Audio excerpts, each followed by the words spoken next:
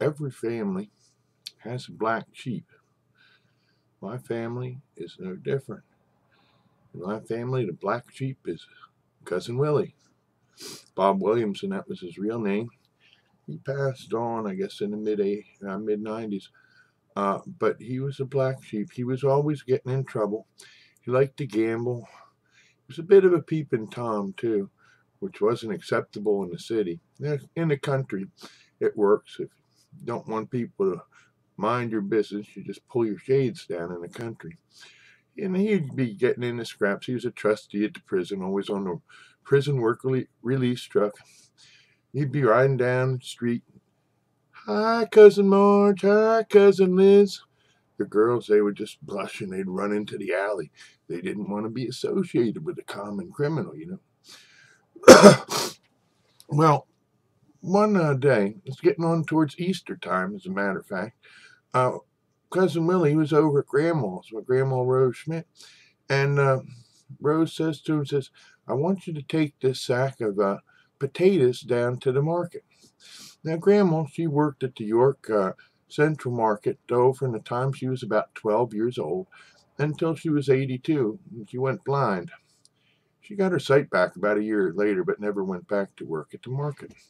Says, Willie, you take these potatoes, a sack of potatoes, over to Alice at the market. And Willie, it's getting on towards Easter time. I want you to go over and see Father Topper and have him hear your confession. Yes, ma'am. And Willie, yes, ma'am. No gambling. Yes, ma'am. Well, Willie, he went down to the market and he took that sack of potatoes and he dumped it in one of them baskets, the old peach baskets, bushel basket or peck, whatever it is, and he heads out the back door towards Philadelphia Street. It's in York, Pennsylvania. And there the boys are shooting craps. They say, hey, Willie, come on, join in the game. Willie says, yeah. Oh, no, he says, I can't do that. He says, I have to go see Father Topper and have him hear my confession. Well, Willie, he marches down Philadelphia streets about 6, 7 blocks from the market to St. Joseph's Church, where Father Topper was working. Father Topper, Monsignor Topper, is the oldest living priest in Pennsylvania. And he'll probably, if he's feeling good, will be doing Mass 9:30 on Easter at the church up in Harrisburg. Any of you guys that go there and see him, tell him Tommy said hi. Well, he went up to the church. And Catholic church, you can usually tell it's Catholic church because any church where the doors are painted red means the mortgage has been paid off. And almost all Catholic churches had the mortgage paid off. Wonder why that is.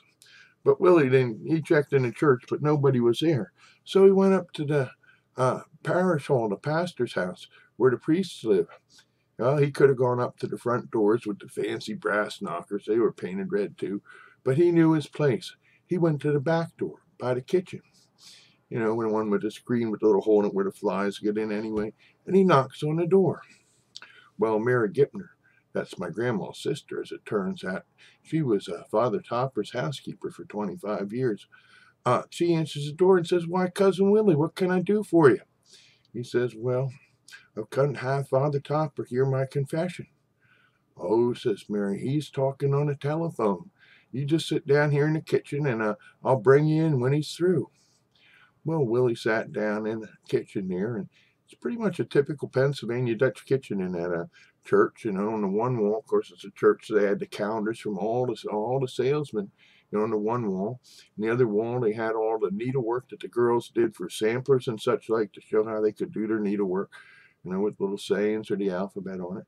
And then over the sink, big window over the sink, they had these little cast iron statues you see in the Pennsylvania Dutch areas. People have collections of them.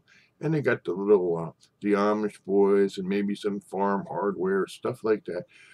Oh, yeah, and they always have a little wooden slug that's carved of the dark wood. I suspect it's supposed to be represent the African Americans in Pennsylvania. When the Liberty Bell first rang, that was supposed to end slavery in Pennsylvania. It didn't. It took a long time to get it still, but it's a sort of a strange thing. But you see him in the collections. So Willie's looking around, and he looks up, and there hanging from the pantry beams is a side of bacon. Well, he looked at the statues and he looked there at the samplers, looked at the calendars a couple of times and kept looking up at that bacon. Well, he couldn't help himself. He jumped up on the table, grabbed that bacon down, threw it in that empty potato sack that he had, sat down. And it was a good thing he did, too. No sooner had he sat down than in comes Father Topper. What can I do for you, Willie? And Willie says, I've come to have you hear my confession. It's getting on towards Easter time. Well, they went into the dining room, and Father Topper puts on his purple stole, and he sits down, and he says, okay, Willie, bless me, Father, for I have sinned. It's been so long since my last confession, and I did this and that and the other thing, yada, yada, yada, yada, until he run out of breath. Father Topper, like any well-trained Jesuit, says, is there anything else you want to tell me, Willie? Willie says, no. Oh, he says, yeah, Father Topper, I lied to you. He says, I stole a bacon, and I want you to have it. Oh, no, says Father Topper, I couldn't do that. He says, that would be receiving stolen goods. What you have to do is go back to the man you stole it from and tell him you did and that you're sorry. I'm sorry, Father Topper, but I did. Well, what did he say, Willie? Well, he said he didn't want it. Oh, says Father Topper, that's a sign that the good Lord wanted you to have that bacon in the first place. So he gave him his penance, an act of contrition, a bunch of Hail Marys, whatever he did. And Willie, he walked out of that parish hall, and there was a smile on his face and a lilt in his step, because not only had he saved his immortal soul, but he saved the bacon too. That's Willie and the bacon. Happy Easter to all you folks who so celebrate it.